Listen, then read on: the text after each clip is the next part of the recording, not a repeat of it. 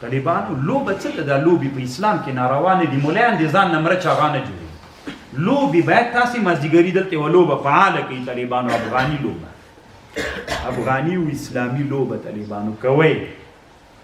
د انسان د ژوند لپاره د روح القلوب ساعتا فساعتا د رسول الله حدیث ده.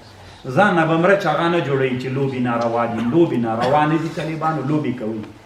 خو دا چې موږ بیخي ناروا ورته ویلې، کفر موږ ته خپلې لوبې راوړلې، په موږ یې تحمیل کړي.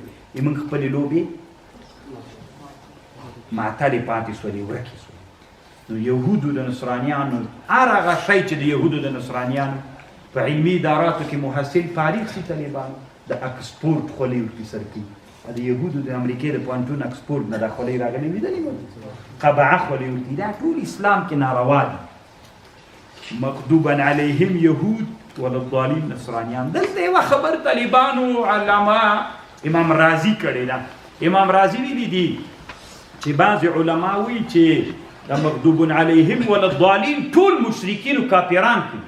یهودو نصرانیانو خصوصیت پکې لکه مسو د ټولو مشرکینو او د ټولو کافرانو لاره مه راښیي. یهودو نصرانیانو خصوصیت نه. روح الماني له امام رازي نه ګیله کړې ده. وی تا دا قول نقل کړی دی، رد دې پې کړی وي لکه ما چې کې ختلی یم. وی نه، دلته صریح حدیث راغلی مغضوب علیهم یهود ضالین نصرانیان.